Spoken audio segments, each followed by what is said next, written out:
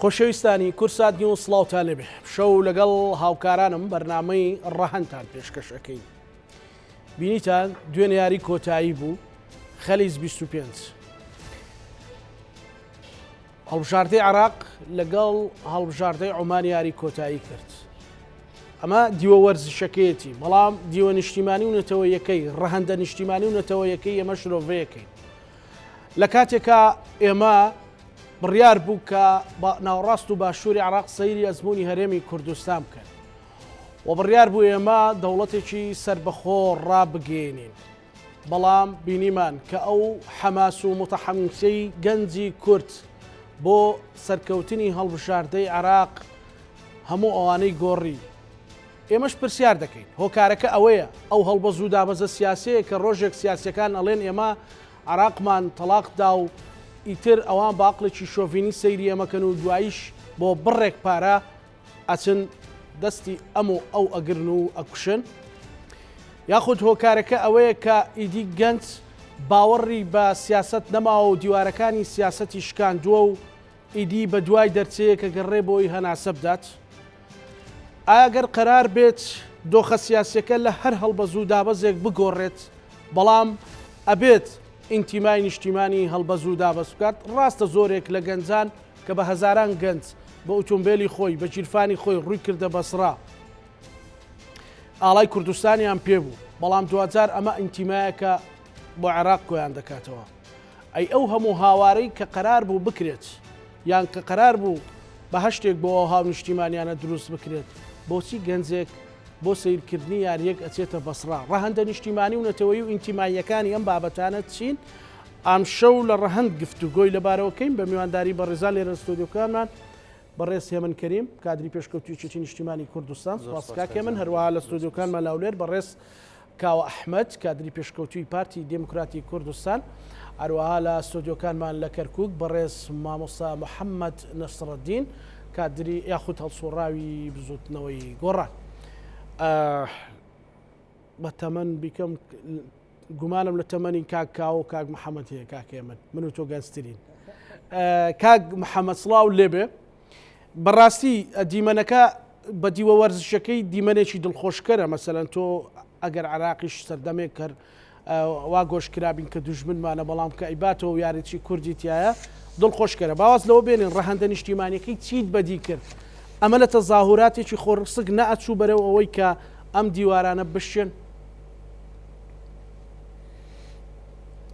سڵاو ڕێزم کاکزانە بۆ بەڕێز میوانەکان. دیارە کاکزانە ئەوەی کە ڕووی ئەدا من پێم وایە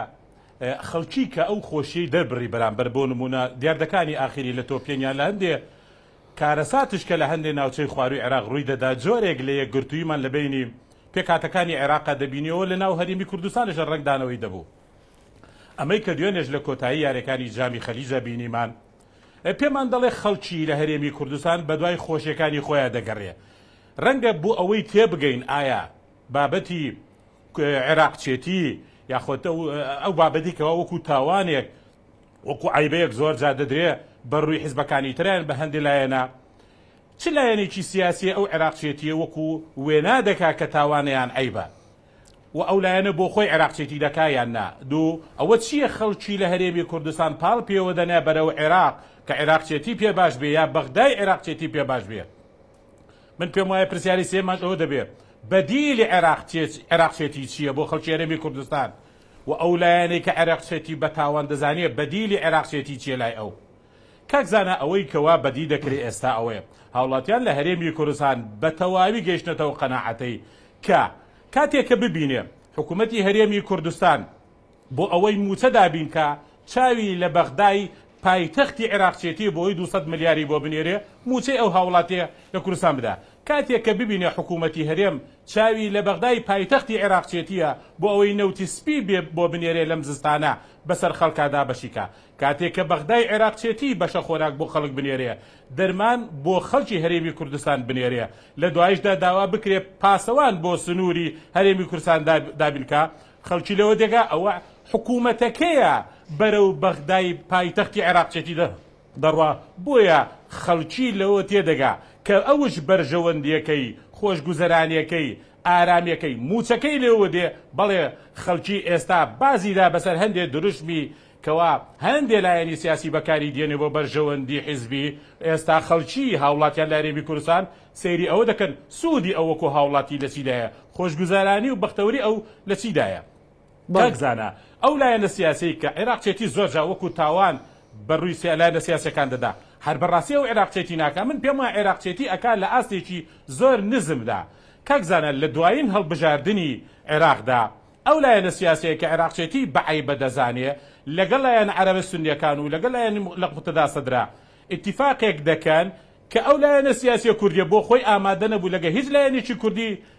تحالف بکە بەڵام لەگەڵ لایەنی عەرەبی سونی و عەرەبی شیعە لە مقتەدا سەدر تحالفی کرد بۆ ئەوەی لە بەغدا هەر دەستکەوتێ کە لە ڕێگای عێراقچێتیەوە دەست ئەکەوێ بەر ئەوکەوێ باشمان لە یادە پۆستی سەر و کۆمار و پۆستە وزارەکان ئەوان بەتەما بوون لە ڕێگای تحالفی ئینقاز وەتەنەوە هەمووی بۆ ئەوان بێ کەواتە ئەو لایەنەی عێراقچێتی بەعیبە دەزانێ ئەو عێراقچێتیەکی دەوێ هەموو دەستکەوتی عێراقچێتی بۆ ئەو بێ ئەو بەڕاستی لە دوایین تحالفی لە ئینقاز وەتەندا دەیەوێت تاکە کورد کە نوێنەرایەتی عێراقچێتی بکات لە بەغا ئەو بێ هەر دەستکەوتێ لە عێراقچێتیەوە هەبێ کەس شەریکی نەبێ بۆیە لە زۆر بابەتدا دەبینین ڕوو دەکەن عێراق و عێراقچێتی دەکەن و هەتا عێراقچێتەکەیان لە دواساتەکاندا کاکەزانە گەیشتوتە ئەوەی ئێستا عێراقچێتەکەیان گەیشتوتە ئەوەی رازین بە خاڵێک لە کارنامەی حکوومەتەکەی شێخ محەممەد شیع سوودانی لە بەغدای عێراقچێتیەوە کە کارنامەکەی جێبەجێ بکە کارنامەکەشی ئەوەیە بەو حیزبە ڕێ بدا یعنی یەکێ لە خەڵامەی کارنامەکەی محەممەد شیع سوودانی ئەوەیە لایەنە سیاسیە کوردستانیەکان بۆیان هەیە ممارەسەتی سیاست بکەن لە شارەکانی کەرکووک و مووسڵ و تکرید و ئەو بارەگایانەی کە ئێستا لەلایەن خەڵکیکەوە بەکاردەهێنرێ پێیان بدرێتەوە ئەمە ئاستێکی نزمی عێراقچێتیە بۆیە هاوڵاتیان کاتێک کە ئەمانە دەبینن کاتێککە دەبینن ئەو لایەنەی بە عێراقچێتیە دەڵێ عیبە لە بەغدا شەڕی پۆستی بەغدای پایتەختی عێراقچێتی دەکا خەڵکیش حەقی خۆیەتی بکەوێتە دوای عێراقچێتیە بۆ ئەو سوودی هەبێت کاتێک کە ببینن و کاکەزانە زۆر جار لە عێراقچێتیدا ئەوانش لەگەڵ ئەو کەسانە و ئەو لایەنە نە عێراقچێتی دەکەن کە ئەوان وای وێنا دەکەن دوژمنی سەرسەختی کوردن ئەوان لەگەڵ حەشدی شەعبیە تەنسیق دەکەن کاکەزانە لە مووسڵ لە 2019 سیانزەی 2019 کاتێک کە ئەنجومەنی پارێزگای مووسڵ هەڵبژاردن دەکا بۆ دیاریکردنی پارێزگارێ لە جێی فەیسەڵ ئاگۆب لیستی پارتی تەحالف دەکەن لەگەڵ لە کوتلەی عەتا ئەو کوتلەی عەتایە کاکەزانە سەر بە فالح فەیاضی سەرۆکی دەستەی هەشدی شەعبیە و لە ئەنجامی ئەم تەحالفە منصور مەرعی دەبێ بە پارێزگاری مووسڵ و سیروان ڕۆژبەیانی کە بەڕێوەبەری شارەوانی مەخمورە و پارتیە دەبێ بە جێگەی پارێزگار کەواتە ئەوان لە کاتێ کە بەرژەوەندی حیزبیان لە عێراقچێتیا هەبێ تا لە ئامادەن دەستکەنە دەستی ئەو لایەنانەی کە ئەوان وەکو دوژمنی کورد ژوێنای دەکەن بۆیە ئەمڕۆ هەموو خەڵک لە هەرێمی کوردستان تێگەیی ئەوان دەیانەوێ عێراقچێتی بەرژەوەندەکانی عێراقچێتی لە ڕێی حیزبایەتی بکەن یعنی هەر دەستکەوتێکی عێراقچێتی هەبێ بۆ حیزبەکەیان بێ و بۆیە ئێستاش خەڵک حەقی خۆیەتی بکەوێتە دوای بەرژەوەندەکەی کە لە عێراقچێتیەوە دەستی دەکەوێت. بەڵێ ماوەستا محەممەد سوپاس تۆ کەمە گەڕێمە وڵات کاکاوە سڵاو لێبێ بۆ نییە کە سڵاو کاکەزانە پرچت یان قژت سپی بووە پێما ماوەستا محەممەد گەورەترە وایە کاوە زۆر ئێمە باسی ئەوەمان کرد بەس من گەنجترم لەو تەمەنی هەموو لایەک درێژ بێ باشە زۆر ئێمە باسی ئەوەمان کرد کە فڵان پەرلەمانتار عێراق چییە و فڵان حەزب دەست بۆ عێراقچێتی درێژەکە من لە یاریەکانی بەسڕە و عومانەوە بۆ کۆی یاریەکانی تر لەو فترە چەند ڕۆژی 16 ڕۆژیە هەزاران گەنج لە هەرێمی کوردستان بەبێ جیاوازی ڕووی کردە ئەوێ و دڵخۆشی خۆی بۆ سەرکەوتنی هەڵبژاردەی عێراق دەربڕی لێرە هەستەکەی کە هەموو ئەوانەی کە بە خەڵک گوترا عێراقیەکان شۆڤێنین عێراق بە چاوێکی دوژمنکارانە سەیری ئەماکە ئەم دروشمانە تێپەڕێندران تێڕوانینی بەڕێستان بەناو یێزانی بەرزی درۆڤان لە ڕاستیدا سەرەتا سەرخۆشی خۆمان لەو ڕووداوی کوشتنی و پێنج هاوڵاتی باشووری کوردستان کە بەداخەوە لە کوردستانی باکوور ڕوویدا هیواداریشین ئەو ئەنجامدرانی بە سزای خۆیان بگەن کە بە شێوەیەکی کاریسەیەکی زۆر ئەوە کرا جێ خۆشێتی پێش دەستپێکی قسەکانشم پیرۆزبایی بکەین لە گەلی کوردستان هەرچەند بەداخەوە دایم دەبێ و مافانەی کە وەری دەگرین بە خوێن بێ چی لە کۆڕەوەکە چی لە ئەنفال و چی لە کیمیاباران بە جینۆساید ناساندنی کوردانی یەزیدی لەلایەن پەرلەمانی ئەڵمانیاوە کە بەڕاستی جێ دڵخۆش بکەین ڕۆ ئەو برینەمان بتوانین بە شێوە لە شێوەکان دۆزی ڕەوای نەتەوەکەمان بێتە دۆزێکی کەیسێکی نێودەوڵەتی بۆی کە بەرگری بکەین لەو مافەکانی کە هەمانە و حەقمانە وەکو نەتەوەی پەیڕەوی بکەین. وەجێ خۆشیتی سوپاسی سەرۆکی هەرێم بکەین کە زۆر کارێکی باشی کردووە لەو ڕوانگەەوە بە تایبەتی بە کوردیانی یەزیدی پیانۆ سەربەرزین و ئینشەڵڵا موفەقین. سەبارەت بە پرسیارەکەی جەنابەت کاکەزانە ئەچمە سەر تەوەری بابەتەکە. ئێمە لە بیرمان نەچێت لە هەرێمی کوردستان من داتایەکی وردم لە بەردەسە بۆیە کە شتەکان تۆزێ بە دەقیق بێ بە وردی باسی بکەین. ژمارەی پەنابەران داتا کە لە بەردەسی منە کە هاتوونە 247450 کەس کە هاتوونە ئاوارەکانی عەرب کە ئیسە لە هەرێمی کوردستان دەژین 1992 کەسە کە کەوەی گشتی دەکاتە 1,4365 کەس واتە ئەوانە کە ئێستا لە هەرێمی کوردستان لە شارەکانی هەرێمی کوردستان بە شوێنێکی ئارامی دەبینن ممارەسەی حەز و ئینتیمای خۆیان دەکەن و مشتێکی باشە و تەسەورەکەم کورد دەستی گرتووە بۆ بابەتەوە کە دەتوانێت لەگەڵ هەموو لایەنێک بە تایبەتی نەتەوەکانە بژی ئەوەی کێشەی ئێمەیە دروشم نییە کاکەزانە ئێمە خاوەنی قەزیەیەکین کوردستانی گەورەمان هەیە و لەناو کوردستانی گەورە کوردستانی باشوورمان هەیە کە بەداخەوە سیاسەتی نەگریسی دەسڵاتدارانی کاکەزانە دەنگی بەسینەکەی خۆم نەبیستمەوە زۆر سپاس دەکەم برادرانش بۆ دەنگی خۆم ببیستمەوە باش اینجا مێنێتەوە سەر ئەوەی کاکەزانە مەسەلەی دروشم نییە بابەتی قەزەی کورد قەزیەیەکە کە بابەتێکە کە ئەمە خۆی لە ماف دەبینێ لە مافی چارە نووسی نەتەوەیە کە بینەکەنەتەوەیەکی گەورەیە ئیمڕۆ ئەگەر محەممەد نەسەدین ئاماژەی بە هەندێک بابەت کرد شرۆڤەی کرد تەسەورەکەم بەو شێوە خەسمە یان بەو شێوە بینانەوە تێپەڕێ بیست بڵێ ئەو ملیۆن کەسەی لێرێ ئەوان بوون زیاتر ئەوە هەنگ و خۆشیان بۆ سەرکەوتنی عێراق کوردیتیانە بوو من شتێک ئیجازەم بەرێت تابلۆیەکی تریشمان هەیە من سەربەرزم ئیمڕۆ کاکە بڕوان بینی لە شەقامەکانی پارێزگای کەرکووک و برادرانێکەتی قوتابیان و کوڕەکانی کەرکووکم بینی کە لە شەقامی ڕەحیماوە ئاڵای کوردستانیان بەرز کردووە ئینتیمایان بۆ کەرکووک و کەرکووکیان دەبڕی ئەو تابلۆیشمان هەیە بەڵێ دیوەکە ترشێ بابەتی وەرزشە من ناکەم ئەو بابەتێکە بکەمە بابەتێکە وەرزش یان بە بابەتی سیاسیکردنی قەزیەکە ئەم بابەتە هەیە بەڵام لە کیۆ سەرچاوی کاکەزانە ئەگەرم چەند ڕستەی من برادران تەحملم کەن بۆچی ئینتیما وای لێ دێ کاتێک کە نخبەی سیاسی بە ناو من بە جەناب دەیڵێم دوو لە تەشیر ئینشاءڵڵا کاتێک کامیار سابیر ئەڵێ ئەم نەخۆشی نەتەوەیە دەبێت تێپەڕێنین یان کە دەڵێ ئێمە وەک کورد یەک نەتەوە نین ئەمە ئەقڵێتێکە لە ناو سیاسی لە ناو نخبەیەک بەشێکی کەم لە ناو کۆمەلگەی کوردەواری کە نەتەوە بوون بە عیب دەزانێ و کارکردن بۆ نەتەوەیەکە مافی خۆیەتی بەوەی دەبینێ بۆیە ئینتیهام بەخشینەوە بەلایەنێکی سیاسی و پارتی دموکراتی کوردستان بەوەی کە ئمڕۆ عێراقچێتیەکە بەیانی نازەم نەتەوایەتیەکە بابەتی سیاست دوو دیوە کە زۆر سادەیە بابەتی تاکتیک و استراتیژە ئەگەر وەکو گۆڕانمە بیرمان بکردایەتەوە حاڵی حزبەکەی مەژۆک و حزبەکەی کاک محەممەد نەسەدینی لێهات کە بینیمان کە ئێستا بەچی دەردێکا ڕۆیشتووە ئەگەر ئێمە ئەو ناسەقامگیری ناوی حزبی خۆمان هەبووە وەکو ئەحزابی تری سیاسیمان لێ نه بابەتی نەتەوایەتی و استراتیژی پارتی دموکراتی کوردستان ڕوون و ئاشکرایە ئەمە لە هەموو لایەک ئاگدارە بۆ ئەوەیە کە یەک ئێمە دۆزێکی ڕەوامان هەیە خەباتی بۆ دەکەین و سەربەرزین بەوەی کە لە قۆناغی لە قۆناغەکان گەلی کوردستان بە سەرکردایەتی جەنابی سەرۆک بارزانی گەورەترین متمانەی بەدەستێناوە توانی ڕیفراندۆمێکی سەربەرزانە بکات کە ئەمە وەسیقەیەکی قانونیە بەوەی کە پەرلەمانی کوردستانیش مساعدەقەی کردەوە تێپەڕیوە ئەمە ئیسا ئێمە کە گفتوگۆکەین لەسەر بابەتە دوو لە تەچەنۆجی زیادی و تەخمینکردنی کاکاوە ئەمەش ڕیفراندۆمێک نەبوو هەزاران گەنج لە زاخۆ و دهۆکەوە بۆ قەڵازێ و ڕانیە بۆ گەرمیان بە سیارەی خۆیان بە پارەی جیرفانی خۆیان ئەڕۆنە بەسرا و ئاڵای عێراق بەرزەکەنەوە وێ ڕایەوەی ئاڵای کوردستانیش لەسەر شانیانە ئەمەش زۆرێک نەبوو لە ڕیفراندۆم کە بەڕاستی ئێمە سنوورەکانە بەزین و بە دوای خۆشی یان بە دوای وەرزش دۆستیەکەوین ئیجازەم بەرێ تێپەڕاندنی من پرسیارەکەم بۆ چوون نییە ببوورە بۆ چوون نیە ینی پرسیار لە بەڕێز دەکەم تێپەڕاندنی ئەو سنوورانە نیە کە بێ ئێمە بڵێن تەنها سنووری ئێمارێمی کوردستانە و خۆشەویستیمان بۆ خاکێکی تر نەبێ ئێمە نابێ پێشی وەلای هیچ تاکێک بگرین من دەزانم جەنابەت شانازی بە عێراق بوون و سەرکەوتنی عێراقەکەی من شانازی پێوە ناکەم منوەکو تاکێ شانازی پێوە ناکەم منەکان زۆرین ئەنی بەرەیەکەی لە کوردستان دەزانێت من شی بە شانازی بە عێراقی بکەم کام عێراق 20 ساڵی منی تووشی نەهامەتی ئاوارەبوون کرد وەکەوەی کە ڕیفراندۆمی سەربەرزی من بە دەبابەی ئەبرامز و بە خائینینی تاقمی خیانەتکاری 12 ڕەشاد کە 16 ئۆکتۆبری خیانەتکاری لێکەوتەوە منی تووشی ئەوە کردووە کە ئێستا من چەقبەستەی بخۆمە ببینم ئەوەی کە ئەمانە کاکە تۆ ئازادی ئەو کەسێک کە ئازادە اختیاری داهاتوی خۆی چۆنەکە لە بینی سەرشۆڕی و سەر نزمی و سەرشۆڕی ئەو ئینسانێک بۆ خۆی ئازادەی لایەکە لە بژێرێ من تەخوینی تۆ ناکەم شانازی بە عێراق بوونی خۆتەکەی بەڵام تۆش مافی ئەو بدە کە من شانازی پێوە نەکەم چونکە دەرهاویشتەی عقلی ئەوروپا بۆ گەلی کوردستان خێربێر نەبووە من یا هەر کەسێک کە شانازی بە عێراق بوونی خۆی کردوانی ئەمە هەڵبژاردننی سەرشۆڕیە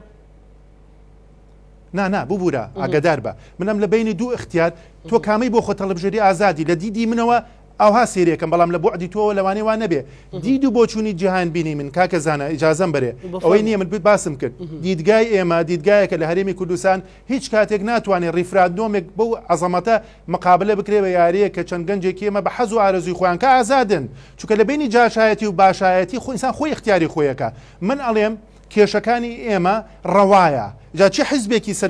حزبێک و سیاسی و سەرکردێکی سیاسی سپۆنسەر و پاڵپشتی ئەم ڕێ بکە بەڕای من شتێکی دروستە تۆ لە هەولێرەژی دوێنێ شەو لە هەولێر ئاهەنگ و خۆشی بوو مەسەلەن کە پارتی دموکراتی کوردستان تێیدا حاکمە معلومە ینی ئەمانش جاش و باشیان هەیە یاخود بەچی لێ وەسفەکەی بەڕێستان من بۆ خۆم ڕوانگەیەکمەیە ئەو کەسانی کە عەرەبن لە نیشتمانی کوردستان ئەوەی کە وەلای بە وەرزش هەیە ئازادە چۆن بیرەکاتەوە ئەنی هەر کەسی ئازادە لە ڕوانگەی ئازاد چونکە من دوورم لە ئیرهابی فکریوە کاک زانە ئەنی عەقڵەت ئیرهابی سبری ئەوەی کە ئینفیسالیە هۆکاری ئەوەیە کە ئەم کوردستانە بەم ئاقارە ڕۆیشتووە بی لەوە ناکاتەوە ئەوەی کە لە ئوکرانیا ڕوویدا گەلی ئوکرانیا بەرامبەر بە رووسیا ئەوان چۆن بۆچی مقاوماکەن ئەم ئینتیمایە لاواز بووە کاکە زانە ئەچمە سەر کرۆکی مۆزوعەکە بۆ ئینتیما لاواز بووە لە بەشێک لە خەڵکی کوردستان گرنگ لەمەیە کاتێک کە تۆ ئەچی دەستی خیانە درێژەکەی بۆ ئەوەی کە کەرکووک تەسلیمکەی بەتاکید کاردانەوەی لەسەر شەقامە بێ کاتێک ئەوەی کە تۆ دەچی بە شێوەیە لە شێوەکان ریفراندۆم و سەربەرزی گەلی کوردستان ئەخیتە ژێر پرسیارەوە و ئەو مافەخواییە و دنیایە لە گەلەکە ئەسێنیتەوە و ئەو حەقە بە بەرامبەرە دەی کە بە داواوی ئەبرامز و بە هەشتی شعبی بێتە سەری تۆ و دواترش بڵێ کاکە شار ئارامە ئەمە کێشەکانی ئێمەیە دەبێ بزانین ئێمە نابێ وەکو ناسیۆنالیزمی کوردی تونڕە بیرکەینەوە بەڵام من وەکو کوردێک دەڵێم فارسێک و تورکێک و عەرەبێ چۆن مافی دەوڵەتی مافی دەوڵەت من بە دیموکراسی دەچم بەڵێ کاکاوە سەرۆکی فراکسیۆنی پارتی دموکراتی کوردستان لە ئەنجومەن نوێنەرانی عێراق وێنەیەکی لە یاریگاکە بڵاو کردوتەوە دەڵێ شانازی بە عێراقی بوونمانەوەکەین شانازیە پیرۆزباییەکە ئەمە لە تێڕوانینی تۆ چییە؟ من شانازی پێوە ناکەم ئەی بۆ ئازادی خۆیەتی شانازی ناکەم من تەمسیلی پارتی دموکراتی کوردستانەکە لە کاکزانە نا پارتی دموکراتی کوردستان زمان حاڵی خۆی مەکتەبی سیاسی هەیە ئەوە جیاوازە من بە جەنابێ دەیڵێم مەبەستی ئەوەی کەم باسم کرد تۆ خەریکی بەتەمای ئەوەی کە من ئەو بیر و ئایدیام کاکە من خوا ئازاد دروستی کردم کاکە زانە من ئازادم لە هەموو شتەکان ڕخنەشم هەیە لەو بابەتانەی کە لەگەڵ بیر و بۆچوونی ئازادەکانی منەوەکات ینی دژە بەستێتەوە بۆ کاکە زانە با حقیقت قسەکەین لە کوردستان یەک شتێ بزانین کورد قەزیەی هەیە قەزەیەکی ڕەوامان هەیە کە پێویستە بەرگری لێ بکەین پارتیش تەنیا حاکمی کوردستان هەولێر نییە بەپێی ئەو دەسەڵاتە و سەرۆکی هەرێم و حکومەتە ئێمڕۆ باڵا دەستە حزبێکە کە زۆرینەی خەڵکی کوردستانەکە بۆ هەموو کوردستان بۆیە ئەم بچووکردنەوەی کوردستان لە شار و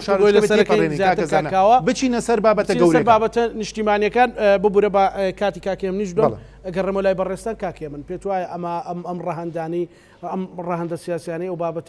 ئەو بابەتە لای تۆ خوێندنەوەی چییە؟ مەسەلەن کاک محەممەد بۆچوونێکیە کاکاوە بۆچوونێکی ئەو بۆچوونە لای تۆ چۆن وەسفەکەی کە هەزاران گەنج ئەوە ڕوەکەنەوێت تۆ بەعدا وەرزشەکەی ڕاندە وەرزشەکەی واز لێ بێنە ئەمە خۆشیەکە مەسەلەن لێرە گەنج تێیدی بەرشۆنۆنە و ڕیال مەدرید دەکا ئەوە ئەزانین معلومە خۆ ئینتیمای نیە بۆ ئەو خاکە بەڵام چوونی و افتیخارکردنی بە خاکی عراق و بە عەلەمی عراق و ئەمانە لە دوایەوەی کەمە 4 ساڵ پێش ئێستا 5 ساڵ پێش ئێستا باسی ڕیفراندۆم و وەکو کاوتی ئینفیساڵی بووین ئێستا بۆ ئامان لێ هات کە عراقچێتی خیانەت بوون سەرەتا ڕێسڵام بۆردومیانی بەڕێز لە ڕاستی ئێمە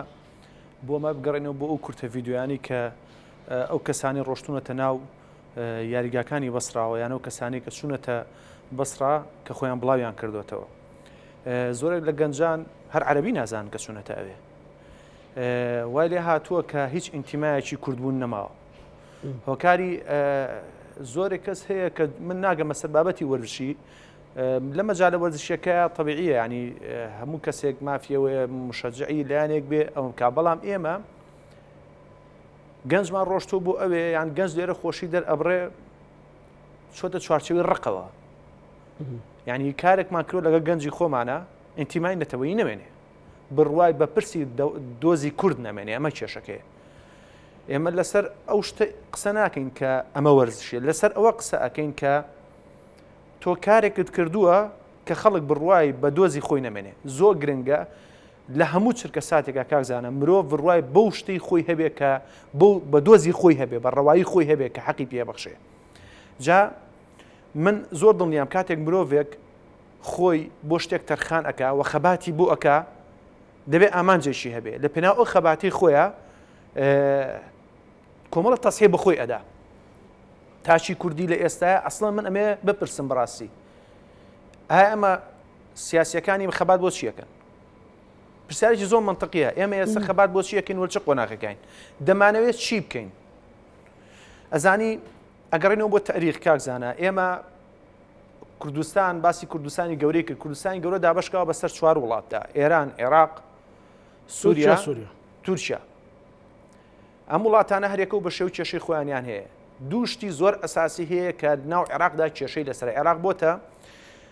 شارێک کە دەستێوەردانێکی زۆر گەورەی تایە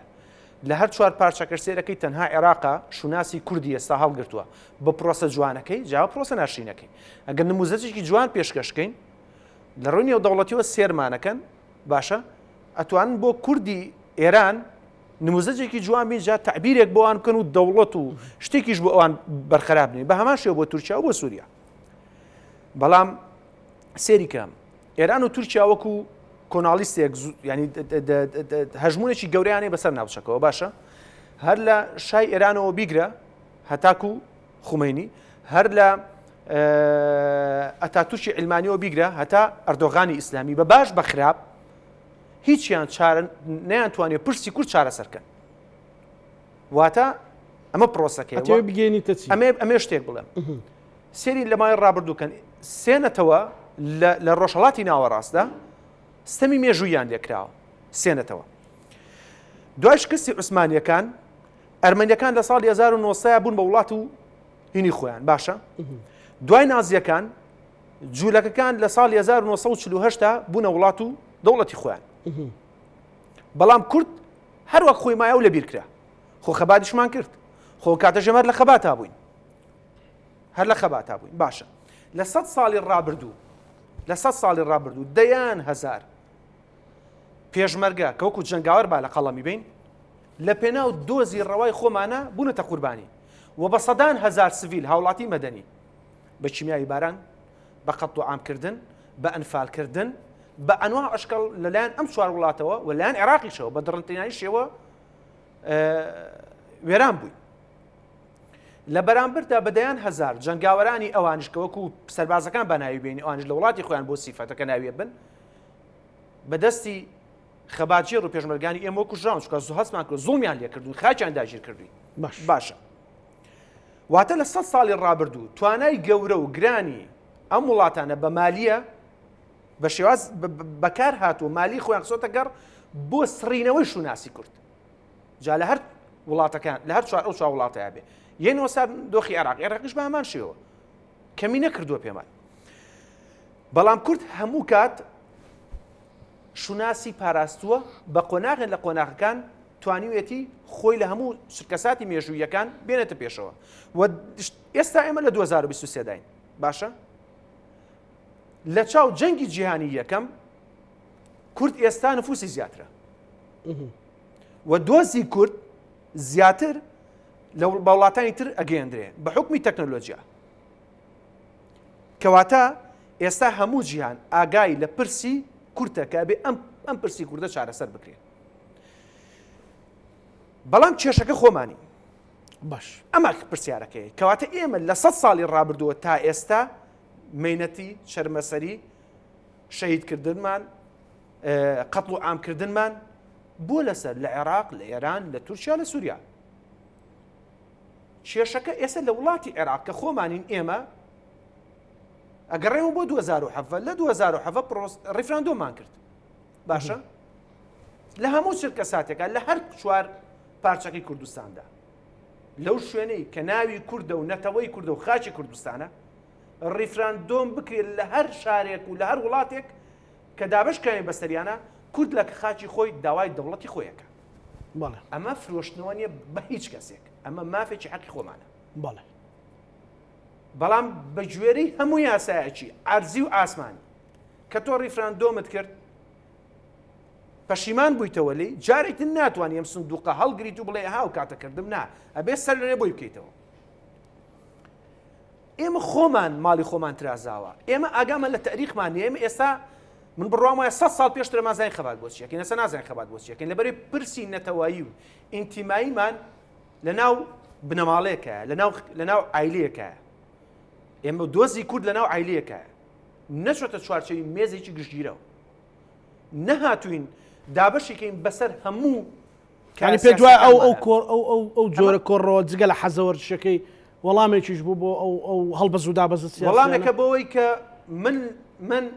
من ئەم پرسە کوردەوە لایانێ مادەم بەدەستەوەیە من نەتەوەی خۆم بەلایانێ مادەم ئاڵاقی تۆ هەڵگری بیت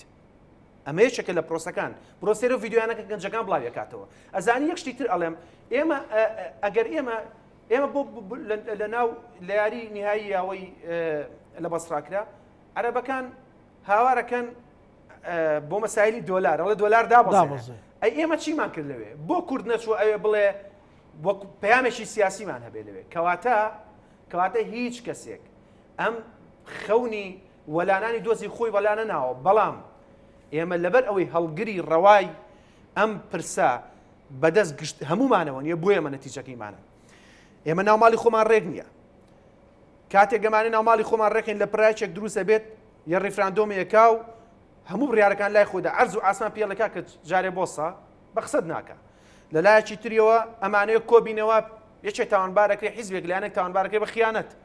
ئەمانەیە کۆبینەوە مەلەفی کۆمەلە شت هەڵەینەوە ئەمانەوێت دابنیشین بڵێ پرسەکان وەرە با چارەسەکەین لە پڕاشتێک ڕوو ئەدا ئێستا کاکاواڵێ بەهۆی خیانەتکارانی 16 ئۆکتۆبەرەوەیە خەڵک ئینتیمای نەماوە بۆ وڵات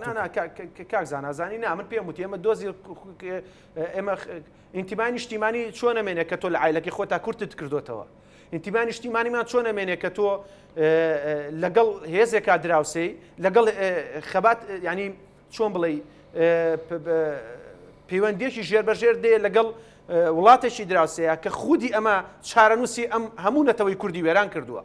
باشە لە هەز وڵاتێک پرسێکی کوردە بێ ئەو دەستکاری زیاتر ئەکا من هەر ئەو ناڵە من نامە برینەکان ئازارم بەڵام کاکزانە کێشەکە ئەمە ینی من وەکوی پێم وتی لە 100 ساڵی ڕابردوو بۆ ئێستا ئێمە نازانین خەبات بۆچی ئەەکەین ئەمێ ئەوە گرنگە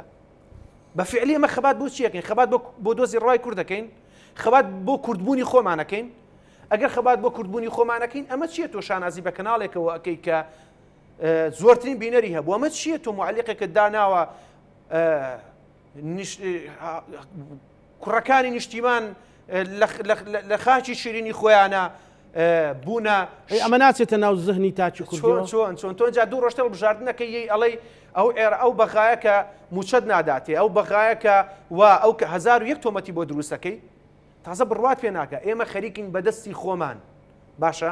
خەریکین بەدەستی خۆمان دۆزی ڕەوای کورد ئەنێژین من ئێسش قەنەعاتم بەوەیە هەتاکو بەم چرکەیە بڕۆین کورد چاڵێکمان گۆڕێکمان هەڵکەندووە دۆزی کوردمان کفن کردووە لە ناو تابوتەکەیایە هەر ئەوە ماوە دەریکەین و بیخێن ناو قەبرەکە و سەری بنێ و فاتحای لەسەر بخوێنین ئەگەر بەم استراتیژی و سیاستە مامەڵە بکەین زۆر باشە مامۆستا محەممەد نەسرەدین بۆچی سەدا پەنجاوێکی خاچی کوردستانمان لەدەستدا ئەی لەسەر ئەوە بوو کە ڕیفراندۆمان کرد ئەمە پرسێکە هەموو خەڵکە پرسێ بەڵام ئێستا بۆ نمونە ئەگەر بێت و تۆزێ خۆشگوزەرانی یان پاپرسیارێکی تر بکەم تۆ ئەزانی لە چەند ڕۆژی ڕابردوو تەنها بۆ پاسەوانی سنوور تەنانە دەگەرە و پاسەوانی سنوورە بۆ بەسڕاش بێ نزیکەی 2 میلیۆن کەس ناوی خۆی تۆمار کردو کە زۆرینەی گەنجانی کوردن و ئەگەر بێت و لە کەرکووک لە دیالە لە هەر شوێنێکی تر فەوجێک بکرێتەوە بۆی بژێوی ژیان بێتوانی هەزاران گەنجە ڕوا ئەم ئینتیمایە بۆ تێکشکێنرا ئایا تاکەکانی ئێمە بێ ئینتیمان گەنجانی ئێمە بێ ئینتیمان یاخود سەیری ئەوە کە نەڵێ گەورە ئاوە ڕێژێ و چووکیش پێی تێخشێنێ کاکەزانم داو لێبوت نەکەم جۆم لە دەنگ کاکاوە نابوو نەمزانیوە چی وتووە بەنسبەت هەر باشتر لێنیە بۆچی ئێستاکانە بۆچی ئێستا ئەوەی کە هەست دەکرێت نیگەرانی دروستەوە فەرموو مامۆستا محەممەد ببوورە بۆچی ئێستاکانە هەست دەکرێت لە هەرێمی کوردستان ئینتیما بۆ هەرێمی کوردستان لاواز بووە هەست دەکرێت ئینتیما بۆ عێراقچێتی زیادی کردووە چی هۆکار ئەوەی کە ئینتیما لە ناو هەرێمی کوردستانە ئینتیما بۆ کورتبوون لە هەرێمی کوردستانە لاواز بێ ئایا هۆکارەکان ناوخۆیی نین ئایا هۆکارەکان ئەو شێوازە ئیدارەدانی هەرێمی کوردستان نییە ئێمە ئێستاکانە حکوومەتی هەرێمی کوردستانمان هەیە چ ئومێدێ بە خەڵکی ببەشتێ خەڵکی ئەم حکوومەتی کە ئێستا هەمانە وا دەکا ئینتیمای کوردبوون لە هەرێمی کوردستانە زیادکە پێش ئەوەی باسی ئەو بکەین عێراقچێتی زیادی کردووە ئایا بە لێشا و گەنجی کورد ملینانە بە دەریاوە بۆ ئەوەی کۆچکە و بڕاون لە دەریا ئەخنکا و مەیتەکانیان ئەهێنایەوە کەواتە هۆکاری لاوازبوونی ئینتیمای کوردی کاکەزانە لە ناو هەرێمی کوردستانە هۆکارەکانی زادەی ناوخۆیین ئێمە خاوەنی حکوومەتی هەرێمی کوردستانی بابزانین ئەو حکوومەتی هەرێمی کوردستانە ئینتیمای کوردبوون و کوردایەتی لای گەنجی کورد زیاد دەکا ئێمە ئێستا حکوومەتی هەرێمی کوردستان حکوومەتێکی پەکەوتومان هەیە کاکزانە دەنگەکە ئەگەڕێتەوە بۆم بەڵێ ئەگەر بۆی چارەسەرکە بامە لە تەلەڤیزیۆنەکەەوە جۆم لێ بێ بە ڕێزان ئەوەی من داخن بفەرمو کاک مامۆستا محەممەد ئێستا حکوومەتی هەرێمی کوردستان بزانین ئینتیمای کوردایەتی زیاد دەکا یەکەم دەکا حکوومەتێکمانەی حکوومەتێکی پەککەوتوو ئێستا جێگری سەرۆکی حکوومەت بەشداری لە کۆبوونەوەکان ناکە سەرۆکی حکوومەت ئەمری گرتنی بۆ جێگرەکەی دەرکردووە حکوومەت جۆرێک لە ئیفلیزبوونی پێوە دیارە سەرۆکی حکوومەت بەیاننامە دەردەکات جێگرەکەی جوابی دەداتەوە ئەم جۆرە حکومڕانی پێدوایە کاکەزانە ئینتیمای کوردایەتی لە هەرێمی کوردستان زیاد دەکا کاتێک کە خەڵکی لە سەرمای زستانە نەوت لە کوردستانە دەفرۆشرێ پاڵاوگەی گەورەمان هەیە نیوەی عێراقی اعتیمادی لەسەر پاڵاوگەکانی هەرێمی کوردستانە بۆ نەوت و بنزین کاتێک کە هەرێمی کوردستان خەڵکی لە هەرێمی کوردستان نەوتی سپی نەبێ بۆ ئەوەی خۆی پێگەرمەوەکە بۆ ئینتیمای هەبێ لە هەرێمی کوردستانە کاتێک ئەم جۆرە حکومڕانی هەبێ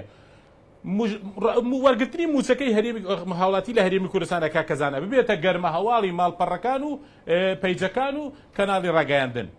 چۆن ئەم جۆرە حکومڕانیە ئینتیمای کوردی لای تاچی کورد لە هەرێمی کوردستان زیاد دەکا کاکەزانە کاتێک کە دێتش لە ناو ئەوە خەڵکی تاوانبار ئەکرێ بە عێراقچێتی هەر دوای ڕیفراندۆم کاکەزانە هەر ئەو ڕۆژەی ڕیفراندۆم کرا یەکێ لە بەرپرسە باڵەکانی پارتی ئیشارەت بە ئاڵاکەی عێراق دەکا دەڵێ ئەم ئاڵای عێراق سبەی و دوو سبەیش هەردەمینێ ئەمە هەر ڕۆژی ڕیفراندۆم سێ ڕۆژ دوای ڕیفراندۆم سەرۆکی پارتی دیموکراتی کوردستان بە ئاشکرا دەڵێ داوا لە بەغدای پایتەختی عێراقچێتی دەکەین کە دەرگامان بەڕوا دانەخا دەرگای گفتوگۆ دانەخا کاکە خەڵکی ئەمانە دەبینن بۆیە ئینتیما لاواز دەبێ ئەم جۆرە حکومڕانیە وا دەکا ئینتیما لاواز دەبێ کاکەزانە کاتێک کە خەڵک ببینێ بۆ نمونە ئێستا فەیسەڵ ندا ڕئیس عەشرەتی ئەلبوناسرە ئێستا لە هەولێرە عەشرەتی ئەلبوناسر عەشرەتەکەی سەدام حوسێنە کاکەزانە ئەو سەدام حوسێنەی کە بە سەدان هەزار خەڵکی هەرێمی کوردستانی زیندە ساڵ کردووە و کوشتێتی کاتێک کە خەڵکی ئەم جۆرە تەعاملە دەبینێ ئەم کەسەی کە پێت دەڵێ عێراقچێتی ئەیبە لەگەڵ تاخمە عێراقچێتە کۆنەکەی لای خۆی داناوە و لەگەڵ عێراقچێتە نوێیەکانش تەعامل دەکا و تەنازل دەکا دەیە پۆستی سەرۆک کۆمار وەرگێ ئەو سەرۆک کۆمارەی ئەرچی پارێزگاریکردنە لە عێراقچێتی عێراق بۆیە کاکەزانە کاتێک کە تاچی گورد ئەمانە دەبینێ بەجددی ئینتیمای لاواز دەبێ کەواتە ئەوەی کە تاوانبارە لە لاوازبوونی ئینتیمای کوردایەتی لە هەرێمی کوردستان و بەرزبوونەوەی ئینتیمای عێراقچێتی سەرجەم لایەنە سیاسیەکانن بەڵام لە سەروی هەمویان ئەو کەسەیە کە عێراقچێتی بە عیبەدادەنا بۆیە کاکەزانە ئەوەی کە ئێستا لە هەرێمی کوردستان دەکرێت بەڕاستی خەڵکی بێزارە لەم جۆرە حکومڕانیە خەڵکی بێزارە لەم جۆرە ئابووریە خەڵکی بێزارە لەم جۆرە بەڕێوەبردنە بۆیە ئەمانە وای کردو ئینتیما لاواز بێ ئەمانە وای کردووە کە خەڵکی بێزار بێ لەم جۆرە حکومڕانیە کوردە و کاکەزانە ئەم حکومڕانیە کوردەی ئێستا هەیە بەجددی بەدیلی پێ نییە ئایا بەدیلی عێراقچێتی چییە لای ئەوانەی عێراقچێتی بە عیبەدانن کاکەزانە با پێمان بڵێن ئەم حکومڕانە کوردیەی کە لە هەرێمی کوردستان هەیە شکستی هێناوە لەوەی بەدیلی عێراقچێتی بێ شکستی هێناوە لە ئابووری لەوەی بەدیلی عێراقچێتی بێ شکستی هێناوە لەوەی ئاشتەوایی سیاسی دروستکە شکستی هێناوە لەوەی حکومڕانی سەرجەم پێکاتەکانی هەرێمی کوردستان بێ بۆیە ئەمانە وا دەکەن ئینتیمای کوردایەتی لە هەرێمی کوردستانە لاواز بێ و بەدیلەکەشی ئەو لایەنە ئەو لایەنەی کە عێراقچێتی بە عیبەدانە با پێمان بڵێ بەدیلی عێراقچێتی چێ ئایا بەدیلی عێراقچێتی ئەوەیە لەگە تورکیا ببین بە بەشێ لە حلف لەگە تورکیا ئایا عێراقچێتی ئەوەیە بینە بەشێ تەحالفمان لەگە ئێرانە هەبێ ئایا بەدیلی عێراقچێتی ئەوەیە لەگەڵ دەوڵەتەکانی خەریجا ڕێکەوین پێم وایە هاوڵاتی ئاسایی لە شارعی لە شەقامەکانی هەرێمی کوردستانە درکی بۆ کڕۆ کە عێراقچێتیەکەی ئەمڕۆی بەسووترە بۆ ئەو وەکو تاکێکی کورد لەوەی لەگەڵ هیچێکە لەم وڵاتە ئیقلیمیانە بێ و حکومڕانیە کوردیەکەش بۆ خۆی بە فەشەلی ئەم حکومڕانیە پاڵ بە هاوڵاتی و تاچی کوردەوە دەنیە کە ئینتیمای لاواز بێ پاڵ بە هاوڵاتی کوردەوە دەنیە کە بەرەو عێراقچێتی بچێت بەڵێ زۆر باشە کاکاوە بەدیلی عێراقچێتی چییە کە عراقچێتی کارێکی خراپ بێ بەدیلی ئەمە چییە بۆ ئێستا هەرێمی کوردستان بۆ هەنە کەس باشە عێراقچێتی بۆ هەنە کەس عیبی نییە بۆتە خێرۆبەکەت ئێمە لە ئێران بووین ناوت نازانم لە کاتی حکوومەت عێراقیدا و بابەتە هەبوو پارەی تیا بوو پولی تیا بۆوانە ئێمە عیبازانی ئەوە پەیوەندی بە خۆتەوە هەیە ئایا پێت عیبە پێت عیبنیەوە بۆ خۆت بەڵام من مافی ئەوم مەدەرێکە تۆ من تەعنکەی بەوەی کە من بیر و باوەڕی خۆم چۆنە و ئایدیای من چۆنە من دەڵێم بەتاکید ئەقلەتێک هەیە لە ناو کووردا ئەقلەتێکە لە مجموعەیە بیری ئیرهابی فکری هەیە کە وا تەسەورەکە ئێمە ئەگەر لەگەڵ عێراق بین باشە من باش نابین چونکە مێژووی ڕابردوو عێراق لەگەڵ خودی خۆی باش نییە دۆلاری سەر لە 167 کە عێراق نەتووشی حرب بووە نەتووشی حەج حاڵەتێکی داڕمان و زلزالش نەبووە بەڵام عێراق ئێستا خاوەنی ئەوە نییە کە بتوانێت پارەکەی بێنێ ناتوانێت حدودی خۆی چاکە عێراقی کە خۆی شەق و شڕە من تەنها ئەوەندەم پێکرێ من بەتەسەوری من ئێمە تەنها چاوەڕێکەین بتوانین یەک شتێ بکەین یەک لەگەڵ ئەوەم کە ماڵی ئەحزابی سیاسی لە کوردستان ڕیستارتێکی پێویستە ڕێستاتێکی پێویستە دەستبادان و پاشقولگرتن شتێکی باش نییە ئینتیما لاواز بۆ هۆکاری هەیە هۆکارەکەشی دیارە تاقمی خیاندکاری 16 ئۆکتۆبەر هۆکارە دز و گەندەڵەکان لە هەر حزبێکی سیاسی هۆکارە ئیعلامێکی مزادی ناڕێک هۆکارە دەستی مخابراتی وڵاتان هۆکارە ئەمانە بەش بەشەکرێن کە ئەمە بە زۆر بەوردی بە پسپۆری بەسەراتیە پەڕین و بزانین چیەکەن ئێمە نابێکتە تەخویلکەین کاکە تۆ عێراقچێتیت پێ پیرۆزە فەرمو لە کاتی ریفراندۆم دەرکەوت کە زۆرینەی خەڵکی کوردستان لەگەڵێتی بەڵام من کە ئاوم نەبێ کارە بام کەم و کوڕی هەبێ موچەکەم کەم و کوڕیتیابێ بۆ معنا نییە ئیتر من تەسلیم بم بۆ تەسلیم بم ئۆکرانیا بۆ تەسلیم نابێ خۆ ئاوی نەماوە کارەبای نەماوە بە گەوتنی سلاح لێ درێ ئەگەر ئێمە کەم و کوڕیمانەیە نابێ خۆیان بەکەم بزانین چونکە عێراق ئەوەندە جوان و شەریف نییە کە من وەکو ئالبوم یەکسێری کەم بڵێم بەها لەوێ چۆنە لێرە بەم شێوەیە من دەزانم ئێمەم حکوومەتە کەم و کوڕی هەیە و لەگەڵ ئەوشا لەناو لاینە سیاسەکانش کەم و کوڕی هەیە بەڵام دەکرێت ئێمە خراپی خۆمان من لە باشی خەڵپێ باشترە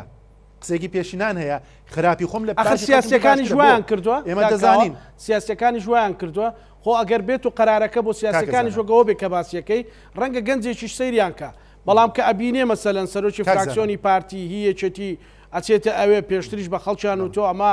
عراقچێتی خیانەتە ینی ئەمە خەڵک سەیری ئەمە ئەکا مەسەلەن کابینە شەڕەکرێ لەسەر پۆستمانە کاکەزانە من ئەو دەسەواشە ڕاستەکەمەوە سێکە ڕاستێکەمەوە چوونی سەرۆکی هەرێم لە پاڵی سەرۆکی ئەممان ئیمارات قەتار عێراق و دەوڵەتان و ڕێجمهوری عێراق ئەمە نیشانەی پێگەی کووردە کە لەوێ ئەتوانێت سەرۆکی هەرێم وەکو جیاوازە بڵێ کاکزان ئەگە تەواویکەم دوو ئەوەی کە سەرۆکی حکوومەت ئیمڕۆ لە داڤۆسە ئەوش دیارە پۆرتۆکۆلیە هێزی پێشمەرگە کاکەزانە تکات لە یەکەم با خراپی خۆمان لە خەڵک لە باشی خەڵک پێ باشتر بێ بۆ سەرۆکی هەرێم لە پاڵی دەوڵەتی قەتەرا وەستاوە لە پاڵ دەوڵەتی عمان و فلان وەستاوە تۆ سێری حەجمی بابەتەکە بکە ئێمە ئەمە چۆن ئیستیغلالی کەین بەتاکید ڕخنەکانی برادرانش بە دڵسۆزیە بۆ ئەم هەرێمە من قەت بە حیاتی فکری وام نییە من ئایدیای خۆم فکری خۆم فەرزکەم بەڵام ئەی کاکە بڕواشمان بینی لە شەقامەکانی کەرکووک هەر شەوی ڕابردوو لە بەردەم پارێزگای لێ باڵای کوردستان خۆشی دەربڕی شەقامی ڕەحیماوەمان بینی ئەوەش تابلوویەکی ترە کە زۆرینەی خەڵکی کوردستان ئیمڕۆ هەر لەسەر باوەڕی بەخۆی هەیە ئێمە کێشەمان لە ئیدارەی دەوڵەت هەیە نەک لە دەوڵەتداری ئێمە لە حکومڕانی خۆمان بەپێی ئەوەی کە عێراق لەگەڵ ئێمە ناڕێکە بەندبنودی دەستوری جێبەجێ ناکات مافە دەستوریەکان پێکە ئەوەی کە پێویستە لە مستحقاتی هەرێمی کوردستان لە بودجە لە هێزی پێشمەرگە لە ئیدارەدانی ئێمە خۆی ئەدزێتەوە مادەی 140 مادەیەکی دەستوریە یاسای نەوتوغاز ئەمە بابەتێکی ناوەندی سەر بە دەوڵەتی فیدراڵە بابەتەکانی تر دادگای ئیتیحادی ئەم شتانەیە کە عێراق هەموو کاکەوە بەڵچوونی بەڕێزم کاکەوە ئەحمەد ینی ئەگەر بێت و سبەی هەر ئەم شەوە ئەعلام بکرێ لینکێکی ئۆنلاین ئەگەر تەنانەت بە فەیکیش بێکۆی ماوەی پێشوو لە پاسەوانی سنوور ڕوویدا بخرێتە تۆڕەکانی کۆمەڵایەتی بڵێن ئەمە بۆ مامۆستایەتی بۆ فەرمانبەری بۆ سەربازی دامەزراندن هەیە پێت وانە هەزاران گەنجی کورد ئەچێ لە چوارچەوەی حکوومەتی عراقی داوای دامەزراندنەکە پێت وانە وا ئەکەن ئمە دیوێتیش سێرەکە باشە من شتێکی ترەڵێم باشە من یارمەتی جەناب دەدەم لەم بابەتە شتێترم ئەگەر حکوومەتی عێراقی مافەکانی مە بداوە بڵێ ئەگە حکوومەتی هەرێمی کوردستان ئەمە بکە چۆنە بێ ئەوە حکوومەتی خۆیەتی مافی خۆیەتی کە داوای لێکە چەند ساڵە هەموو هەزاران کەس داواکە داین نامەزرن بەڵام پێتوانی ئەمە ڕوو دڵخۆشم بەوەی کە دڵخۆشم ئەوەی کە وەڵامەکەی تۆ بوو بە پرسیارێکی بەهێزتر بۆ من کە بەڵێ ئەو بە حکوومەتی خۆیە زانیە بەڵام ئەگەر ئێمە لەم حکوومەتە عاجزین بۆ معنانیە حکوومەتی خۆمان هەڕاجکەین بۆ حکوومەتێکی داڕماوی داتەپیوی بێسیادەیە کە سەرۆکی ئەرکانی وڵاتان دێخە و نیشان بۆم حکومەتەدانێ ئێمە بێ چی بکەین ئێمە بێ بە جورئەتەوە دەستخینە سەر کەم و کوڕەکانی ئەم حکومەتەر لە ڕووی داریەوە و ماڵی ئەحزابی سیاسی کۆکەینەوە ئەو بەناو ڕۆشنبیر و کەسانی کە قەڵەم بەدەستی ژەهراوین لە وڵاتە کە کار لەسەرواکەن ئەو ژمارە گەنجانە ڕۆشن ناگەنە نزیکە 200,000 کەس بۆ بەم شێوە تەختی ئەعلامی بۆ کرێ ئەی بۆ ئەوە ناکرێت کە هەر کاتێکە ئەم نیشتمانە تووشی هێرشی دوژمنکاران بە هەزاران کوردی خۆبەخش چۆتە سنگی خستە بەردەم گولەکە ژمارەی شەهیدەکانمان شاهێدی ئەم سەربەرزیە کاتێک کە دەبابەی ئابرامزی ئەمریکی تێشکێندرێ بە ئیرادەی تاکی گەلی کوردستانە بۆیە کاکەزانە با ئێمە شتیان ترەکەینەوە ئێمە گلەیەکانمان منتەقی بێ لەسەر کارەبا لەسەر ئاو لەسەر نەوت لەسەر شەقا ئەمە حزبی سیاسی پێ تەخویل نەکەین کابینەی وەزاری بە پارتی تیمە کوردستان و بە یەکێتی نیشتمانی کوردستان بە گۆڕانە بەرپرسا ئێمڕۆ وەزیری دارایی سەر بەچی لایەنێکی سیاسیە وەزیری پێشمەرگە سەر بەچی لایەنێکی سیاسیە وەزیری کشت و کاڵ وەزیری خوێندنی باڵا فڵان ئەگەیمە کابینە وەکو پاکێجێکی دەستوری و مافپێدرا و دەنگ پێدرا و سێریکەین زۆر لە بابەتەکانە گەڕێ بۆیە گەسەری وەڵامەکە یاکۆ پەیامەی کە سەرۆکی هەرێم ئەگەم تاویکەم سەرۆکی حکومەت یەک ڕستەیەخیر لەو پێنج خاڵە دەستنیشانی کردو من زۆر بە کورتی بە جەناب دەڵێم ئەگەر ئێمە هەمووان لەسەر پێنج خاڵە ڕێکەوین خاڵی یەکەمەڵێ چی لەبارەی کەیسی تیرۆرکردنی کاکاوکارجاف کە داواکە لایەنێکی سێم بەشدار بیان دادگایەکی تر تەرەفی سێمە دووەم لە سەرەتای دەستبان وەکو تیمی حکومەت وەکو یەک کارکەن سێم بۆ کۆسبوک تەرەگەرەکان پێویستی چاکسازی وەکو خۆی قۆناغی خۆی بڕچوارم لە پێناو بەرژەوەندی گشتی ڕەوڕەوەی هەڵبژاردن بێتە پێشەوە دەست پێ بکە لایەنە سیاسەکان پاڵپشتی حکومەتکەن پێنج خاڵی دەستنیشان کردووە ئەمە ئەگەر لایەنە سیاسەکان بێن سەر مێزی گفتوگۆ لە بەردەم سەرۆکی هەرێمی کوردستان گفتوگۆی لەسەر بکەن یاسای هەڵبژاردن هەر کەسۆ بە شێوەیەک بەلای خۆی ڕانەکێشێ ژمارە 22 کورسی بێتە 50 کورسی بێتەڕە بۆیە ئەم بابەتە دەکرێت چارەسەرکرێ بۆیە گەلی کوردستان بۆ پاراستنی خۆی بەرگری لە مافەکانی خۆی دەبێت شناسی خۆی پارێزە زۆر باشە کاکێ من ینی بەڕاستی هەر ئەو پرسیارێکی جددی ینی هەموو ئەو مێژووی جەنابەت باسیەکەی هەموو خەبات و خوێنەی باسیەکەی هەر ئێستا وەرە من و تۆ کاکاو کاک محەممەد لێرە لینکێک دروستەکەین دەڵێن بۆن مونە دامەزرانێکی بزانە چەند هەزاران کەس ئامادە تەنانەت ماڵەکەی باتە ڕووماجی ئەمە بۆ ینی کاکاو پێی وایە کە ئەمە نابوو ڕووبدا ڕووەدا لەبەرەوەی ئێمە حکومڕانێکی تەندروستمان لێ لە وڵاتەیە ئەزانی ئێمە بامی ئاشکا بابە کاوە بڵێم ئەزانی ئێمە بێ ژینگەی سیاسیمان بژارکەین ئەزانی جوتیارێک بۆی بەربوومی ساڵانەی باش بە یەک چێلگەکەی بژارەکە دەرمانی پیاکە و کرمەکانی لێ دوورە خاتەوە بەردەکان لابە بۆی بەربوومەکەی باش بێ زۆر بەڕوون ڕەوان با کاکاوە بزانێ ئێمە و کوێچێتی نیشتیمانی کوردستان دەستکاری ژینگەی سیاسی ئەەکەین دەمانە ژینگەی سیاسی پاکەینەوە دەچی لەو پۆخڵەواتی کە هەیە بە تەسوێن هەگاکیەوە تەسوێنەکەی تۆزە باش نییە خەتەرە ئێمە ڕێگە نادەن بە هەڕەشە نیە بۆی هەمووی هاوکار بین لەبەرەوەی ئێمە نامانەوێ گەنجی کوردوای لێ هاتووە لینکێکی فەیک دروستکەی هەمویان من بە عەرەبی بچن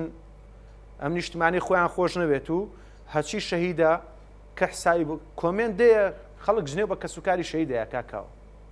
کۆمنت هەیە گەنج بە واقعی خۆیەتی ژنێو بە هەموو خەباتی هەموو لایەنە سیاسیەکانەیە بە واقعی قسەکەین ئێمە ئینسانێکی واقعی ئێمە ئینسانێکی واقعی بین ئێمە سیاسە دەکەین کە سیاسە دەکەین ئەبێ ئاگامان لەو خەباتە بێ بزانین بۆ چه ئاماجێگەیکەین ئێمە ژینگەی سیاسیمان تێک چووە لەبەری حکومڕانی چەندی ساڵە ماسەقەتە دەستێکی تایە کە دەستێکی ئستیخباراتی هەمومانیاوە بەیەکە ئەزانی ئەم سیستەمە حکومڕانی ئێمە چی لاتوە کاکاوە هەموو کەسە لایەنە سیاسیانی کە ئاگیان لە بەرنامەیە ئومێدوارم باش لەمە تێبگەن بە خراپ لێ میوەەر نەگرن بەداخەوە تاچی کورد وەکو مشتی تاقیگە سێرەکە شتێکشیان بۆ دروست کردووە وەکو پشیلە بچێ ڕاوی بکە جا پشیلەکە ڕەنگی ڕەشە زەردە سوورە کێشەی نییە گرنگەوەیە کە ئێمە وەکو مشک هەژمار کردووە تاچی کوردیان ئەشگە بچێ ڕاوی بکە و بیخوا حکمیشی بکە ئێمە ئەبێ ئاوا سێری ڕوونتر بیڵێن حکومڕانی لە هەرێمی کوردستاندا لەبەر دەستی کەسانی کوردپەروەرانی بڕوامان وایە نەک باوای لێ نەم کە لەبەردەستی کوردپەروەرانیە لەبەردەستی کەسانێک نییە کە ئاگیان لە کۆی پرۆسە سیاسیەکە ئێمە بە تاقتنیا لە هەرێمی کوردستانە لە عێراق ئێمە دۆزێکی گەورەترمان هەیە کە پێوتێ کورد ئێمە ئەمانەیە لە ماڵێکی ئایلەی سیاسی دەریکەین بیخێنە سەر مێزێک کە هەر چوار پارچەی کوردستان تێدا ئاوڕابن بیخێنێ سەر مێزی گفتوگۆ کێشەی حکوومەتمانەیە چارەسەریەکەین ئێمە ناچینە هەڵبژاردنێکەوە کە ئەم نموزەجە ناشینەی هەڵبژاردن پیشانی لایەنە ئەوانەی کە دژی دۆزی ڕەوای کوردن پیشانی وڵاتانی تر بێن بڵێن ئەها هەڵبژاردنەکەیان تەزویرە بۆی ڕەوایەتی لە باکووری کوردستان وەرگرنەوە بۆی ڕەوایەتی لە ڕۆژهەڵاتی کوردستان وەرگرنەوە هەتا خۆمان بژار نەکەین سیستەمەکان جوان سابت نەکەین نەڵێن ئێمە حکومڕانین بەڕاستی ئەتوانین حکومڕانیکەین بۆ ئێستا حکومڕانی ناکەین قوربان ئێمە گەنجمانەوەتە کاکە 2 ملیۆن فۆرم بەس بۆ پاسمانی سنووری عێراق پڕکراوەتەوە زانی خەڵک گوای لێ هاتووە هاوڵاتی لەم گەنجوای لەم نیشتیمانەیە تا بڕباوەڕی بە حکومڕانی و یاسای وڵاتە نەماوە گەنج نووسیوەتی من بڕوام من لە کۆمنتەکان بیخوێنەوە کاکی جانەوە ڕای خەڵکە کۆمنت زۆر گرنگە بیخوێنەوە دەنگی تەنها بوو یە ئەگە کە شتێکە نەیچیت بۆ دەنووسێ نووسیوەتیم پێم سەیرە لە وڵاتەیە خەڵک بە 20 ساڵ حکومە درێ یاتا واتە ئەلاماتی پرسیارە سەر دادگاکان دروست کردووە بۆیە خەڵک پەنا بۆ تونند و تیژیە بە باشە تۆ یاسا و دادگا دەیە کەچی خێڵ و عەشرەتیش لە پەنا خۆتا زینوت کردوێتەوە ئەگەر یاسا هەیە ڕێزم بۆ هەموو خێڵ و عەشرەتێکی ئێمە هەمومان خاوەنی بەڵام یاسا بۆ هەمومانەیە بەرقەرار بێ یاسا لە ماڵی خۆتانیە لەکوێ قەڵەمەکە دانا ئەبێ لە بەیانی دادوەرەکەەوە بنووسێ هەم چەندین راپۆرتی نێودەوڵەتی هەیە کە قسەوەکو سەرچاوە دادگاکانمان دادوەرەکان قسەیان کردووە کاکە بچن سێریکەن بیخوێننەوە بۆتە عیبەیەک حکومڕانی بۆتە عیبەیەک بەسەرشانی تاک بە تاچی کوردیەوە خەباتەکەمان ئەیوایە خەڵگەیە چوار برای شەهیدە لەم وڵاتە ئێساڵێ قسەی لەگەڵ ئاپکێڵێ بەداخۆ لە خۆ خۆی شەهید کرد نازانین بۆچی خۆی شەهید کرد بۆچی خەباتی کرد احترام لە کەسوکاری شەهید ناگیرێت احترام لە خەباتجێڕەکانی ناگیری ئەوە خۆمانی وامان کردووە تۆ بە تاق تەنیا خۆت لە هەموو شتێ پیرۆسترە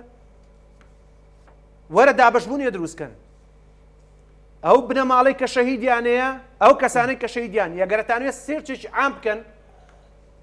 وەرن سێریکەن بزانن چێ شەهیدیا بۆم نیشتیمانە وێسەی گوێی بۆ بگرن ئەوانە خاوەنی ڕسمی ئەم نیشتیمانن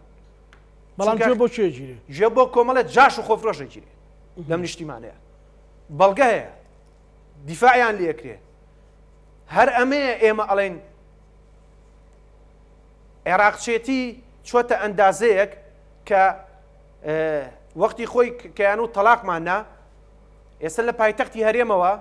لە پایتەختی هەرێمەوە گەنج پێی عیبە بێ هەڵ عەلەمی کوردستان هەڵکا لە کەرکووک و هەڵیەکرێ کە خۆیان ڕایان کردیاندا باشایی بۆ ناگەڕێنەوە ڕامان نەکرد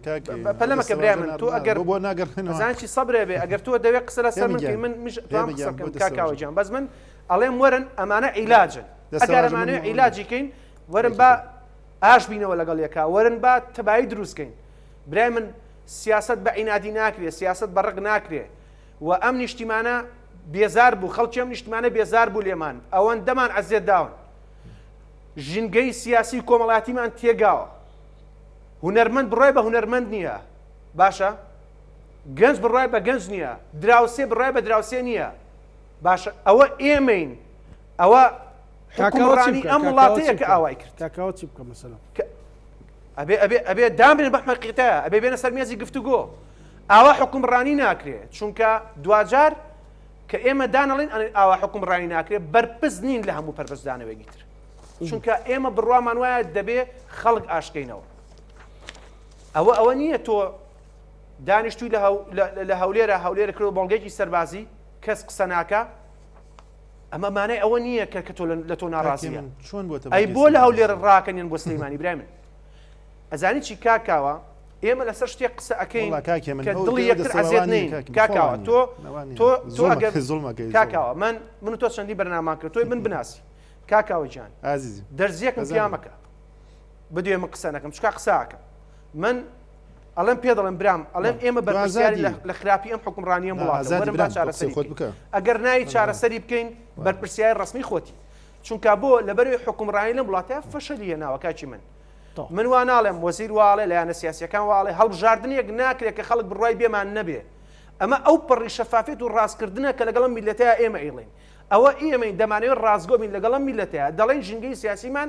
پاگەکەینەوە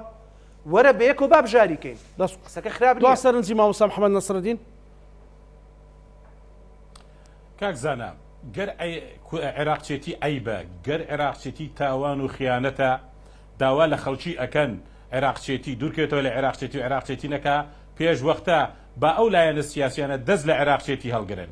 گەر عێراقچێتی ئەیبە گەر عێراقچێتی خیانەتە با دەست هەڵگرن لەو پۆستانەی کە لە بەغدای عێراقچێتی دەستیانەکرێت گەر عێراقچێتی بزیان بە کوردبوون دەگەێنێ بە ئینتیمای کوردایەتی دەگەێنێ فەرموو ئێوە دەسەڵگرن لە عێراقچێتی پۆستەکانی عێراقچێتیتان نەوێ 200 ملیارەکەی عێراقچێتیتان نەوێ بۆیە ئەگەر لە کۆتاشدا گەر دەمانەوێ ئینتیما بۆ تاچی کورد بگەڕێنەوە ئەم حکومەتە حکومەتی هەرێمی کوردستان و دەسەڵاتی سیاسی لە هەرێمی کوردستان گەورەترین دژمنی ئینتیمای نەتەوەی تاچی کوردە ئەم حکومڕانە ئەم سیستەمە حکومڕانە چاک بێ ئینتیمای کوردایەتیش لای تاچی کورد بەرەو ئاسێکی بەرەسەرەکەی بۆیە دژمنی ئینتیمای کوردایەتی لە هەرێمی کوردستانە سیستەمی حکومڕانەکەیەتی و زۆری بەڕێبرنەکەیەتی سپاس مامۆستا کاکاوە زۆر بە کورتی دو سەرنجی خۆت بە کورتی کاکەزانە کوردایەتی بەلای ئێمەوە سەربەرزیە کۆمنتێکی زۆرش هەیە دژی ئەو بیرۆکانە سەبارەت بە معسکەربوو من تەسەورەکەم باجارێ سەرۆکی حزبەکان ئەو جلە عسکەری و پۆستاڵانە لە بەریان داکەنن من لەگەڵەوەم لەگەڵ بژارم بەڵام لەگەڵ تەسفیەی بە پێی هەڵبژاردن ئەنی ئەمە بیئەیەکی هەڵبژاردن دروستکەین بۆی کە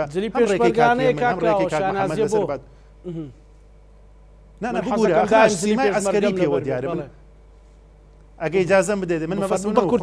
باسی معسکەربوون و پایتەختی بە معسکەر باس من ئەڵێم با ئێمە هەمومان بژار و تەسفیەکان بەبێ سنووقی دەنگدان بێ حزب لایەنە سیاسەکانش دانیشن گفتوگۆ بکەن دنیا باخیر نەگەیشتووە بەڵام عێراقچیەکان کێ حەزیاندی پیرۆزیان بێ کوردایەتیش کێ حەزیەتی پیرۆزی بێ ئەمە من بۆ کوردایەتی بەشانازی پێوەکەم مەسەلەتی کەیف خۆیەتی ئازادە کاک محەممەد نەسرەدین بۆ خۆی ئازادە چی لایەنێک چی بیرێکەڵە بژێرێ من ناتوانم بە زۆر کوردایەتی دەرخواردی ئەو دەم وەش تەخویل ناکەم خوا نەخواسە چی لایەکی سیاسی هەڵەگرام فکرێک هەڵەگرێ ئەو ئازادە سپاس کاکاوە کاکێ من دو سەرنج زۆر سپاس بۆ مولای سەرنجی من ئەوەیە ئێمە لەگەڵ ئەو میلەتەیان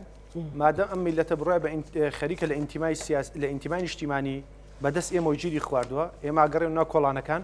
هەرچیان پێویستێ بۆ باڵانسی چارەسەکردنی ئەم دۆخە ئێمە ئامادەی سپاس بۆ بەڕێز هێمن کەریم کادری پێشکەوتوی یەکێتی نیشتیمانی کوردستان سپاس بۆ بەڕێز کاوە ئەحمەد کادری پێشکەوتوی پارتی دموکراتی کوردستان سپاس بۆ بەڕێز محەممەد نەسرەدین ئەوسوراوی دیاری بژوتنەوەی گۆڕان سپاس بۆ سەمیوانی عزیزم بە هیوای ئەوەی کە بەبیرهێنانەوەیەک پرسیارێکمان لانی کەم لە ڕەهەند لەسەر ڕەهەندەکانی بێ ئینتیمای دروستکردنەوەی هەموو لایەکتان بەخوای گەورە سپێرین خواتان